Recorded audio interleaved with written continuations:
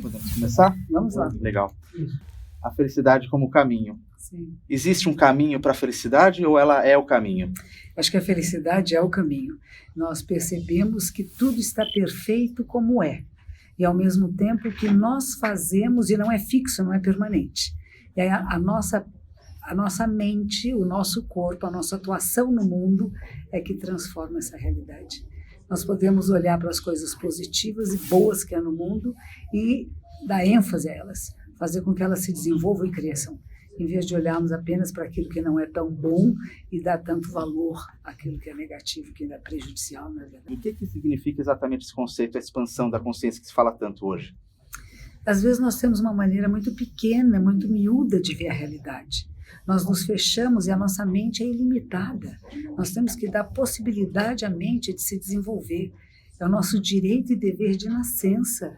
Nós não podemos manter a nossa mente bitolada, pequenininha, limitada, pensando só no nosso euzinho menor, só as vantagens que eu vou tirar para mim. Mas quando você começa a perceber a imensidão que é a vida e que é a nossa vida, e como é que nós podemos atuar de forma melhor, mais assertiva, para melhorar para todos nós. Não só para o euzinho, mas para todos nós. Porque quando cuidamos desse todo, nós somos também cuidados.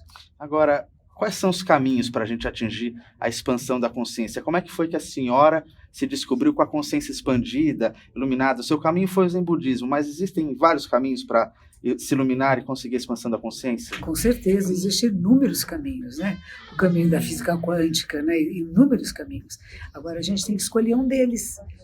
Existe um momento na vida em que a gente procura por caminhos diferentes, até que você encontre afinidade com um deles. Eu encontrei afinidade com o Zen, e o Zen é uma prática meditativa. Então, através da meditação sentada, é que nós podemos acessar aquilo que Buda acessou, que é a percepção quando ele diz: eu, a grande terra, e todos os seres, juntos, simultaneamente, nos tornamos o caminho. A meditação é uma grande ferramenta, independente da religiosidade, para que a pessoa se conecte, se centre com o agora e viva o estado de presença. Talvez isso cause a expansão da consciência, se sentir agora centrado no momento de hoje. Sim, eu chamo isso de presença absoluta, né? Está absolutamente presente onde está e fazendo o seu melhor. E sem dúvida a meditação, nós dizemos que é o portal principal. Não é que não existam outras portas ou janelas, mas o portal principal a gente chama de Zazen, que é sentar-se em meditação.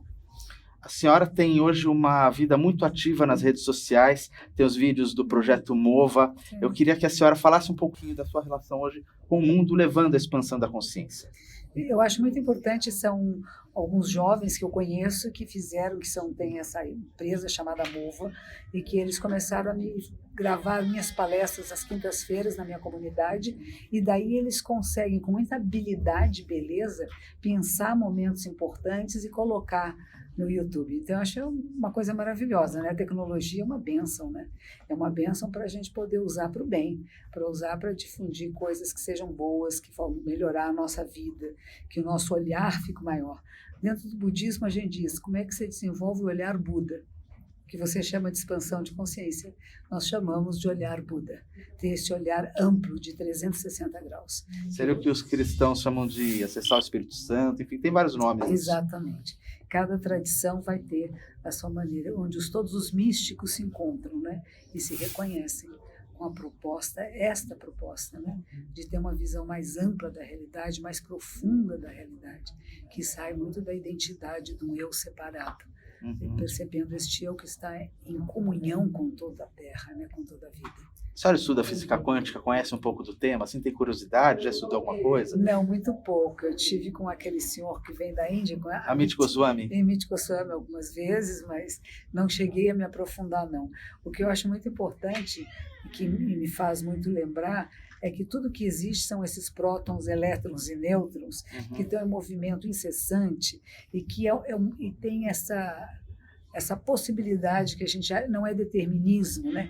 Tem alguma coisa que pode modificar esse processo.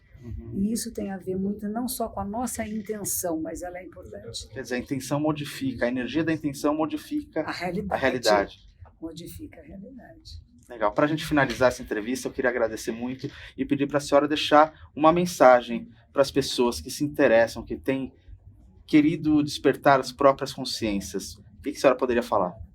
É o momento de você despertar, de fazer o despertar da sua consciência, e com isso você influencia todas as consciências à sua volta. Então acorde, desperte, não perca tempo, porque é nosso direito e dever de nascença o despertar. Gratidão.